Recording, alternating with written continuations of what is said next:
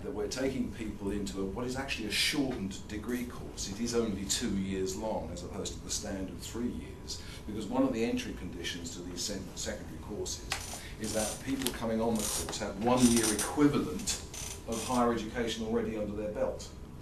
And that can take two forms. One of them is they might have done 1 year already on a degree course that has some connection or relevance to the courses that we deliver, which are basically secondary mathematics, secondary science, both of those combined with an IT minor, and a design and technology course as well. Or they might, of course, have come along with an interesting background from employment. They might have been an accountant, or they might have worked as a laboratory assistant or something. But what it means is a lot of the people that come in on our courses have got 2 years to make up to a degree level in the subject knowledge component of their training. And consequently, the starting point is a bit patchy. They'll have strengths and weaknesses in their knowledge base quite clearly. And so one of the experiments that we undertook a couple of years ago was looking at this idea of developing diagnostic audits, which were self-administered, so that students could investigate and evaluate their own knowledge profile in relation to the requirements of the syllabus, but that we teach rather than necessarily that is taught in school. So we developed, and then we extended this across from mathematics and English, because as usual, every teacher, and then I think there's a similar agenda here, isn't there? This sort of slogan that every teacher is a teacher of literacy and every teacher is a teacher of numeracy regardless of what subject you teach. So that we extended this agenda in the first phase of our experimentation to look at diagnostic auditing for mathematics and diagnostic auditing for English. And then we developed a slightly softer version, if you like, of those two tests into numeracy and literacy. The idea being that this would feed into this process called professional development planning, which is portfolio development essentially, but which is a technique that is giving great encouragement in the UK and in Wales in particular to the idea that people look at their own, they engage in a lot of their own self-evaluation as to their development. So that links to the idea of target setting, setting personal targets for areas that they need to work on as part of their personal development. Targets which will have arisen from the knowledge audits. Other areas that we're engaged in are looking at technology enhanced learning. Again, I'm not too sure about how it works and how far it's evolved in Canada, but certainly in Wales in particular and in England as well and across the UK as a whole. There's a big push going on at the moment. We're in the middle of some 10-year strategies to encourage, enable and develop technology enhanced learning. Of course, we could spend a whole afternoon going into the discussion about what that phrase might mean, what it might look like in practice, where the strengths are and where the weaknesses are of such a strategy. But certainly we are also now interested increasingly in looking at how to develop that agenda. And of course, scientific literacy and the role of science in sustainable development education. So those are 4 areas in a way, because the professional development planning has its own discrete agenda.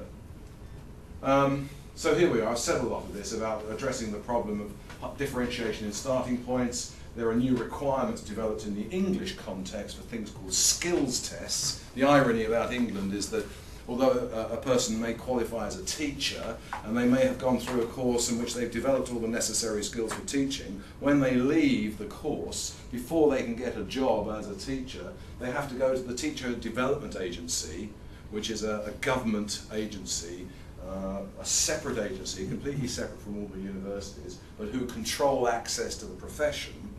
And they then have to take something called the skills tests, which are tests in maths, numeracy, literacy, and IT.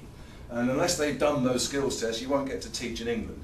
So part of our agenda was to make sure that our students were also capable up to and sufficiently capable so that if they did have to face the skills tests, they could pass them. And as I've said, this new emphasis on personal or professional development planning. Diagnostic testing. Well, an important feature about diagnostic testing, particularly in the online model using IT, is that of course it can be private, it can be secure, but it also, the key thing is this idea of instant feedback and trying to design the audit so that it gives the student a very handy, ready profile of where their strengths and weaknesses are. The interesting aspects about that, for example, are that some students use it very systematically and routinely. Others need to be persuaded.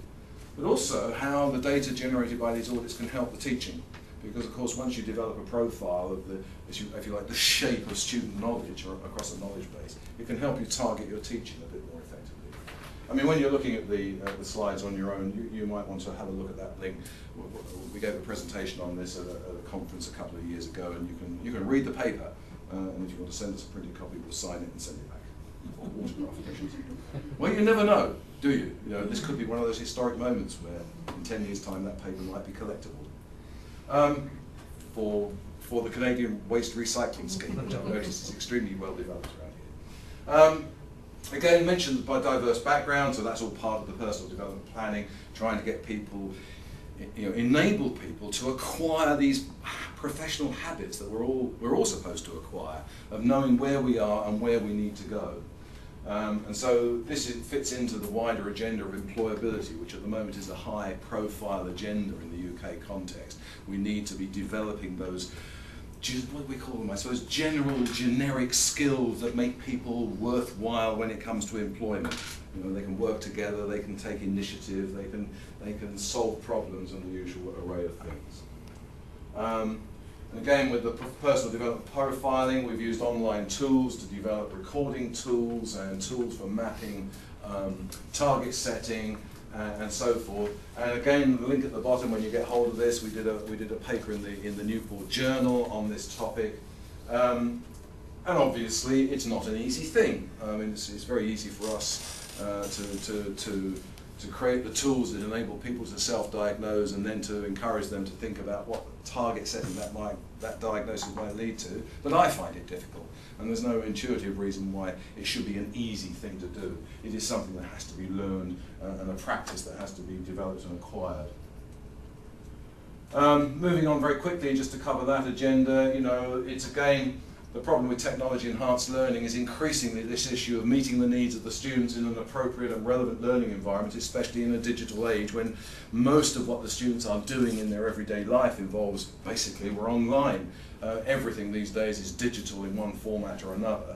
And it's certainly the case that, I don't know about you, but in our part of the world, there's a lag. You've heard of the digital natives, digital immigrants debate, and there is that gap, that there is an assumption that our students are arriving with a high degree of facility with using IT, and that as a group of universities we are in the UK, we're probably not really meeting those implied needs or implied expectations that are being brought to us by the students. And there's the debate, and there's a link there to it's called the CLEX report for short. There was a committee of inquiry last year into the learning experiences of the entrance to higher education, which explored in some more detail some of the characteristics of the typical undergraduate entering higher education and what their digital experience was and what they were bringing to the table. So there's a context there, if you like, in which we are beginning to think about how to enhance, improve, develop technology-enhanced learning. I will say, not in the School of Education, but more widely, that VLEs, virtual learning environments, are seen to be the solution of choice at the moment. I mean, you may have heard of Moodle.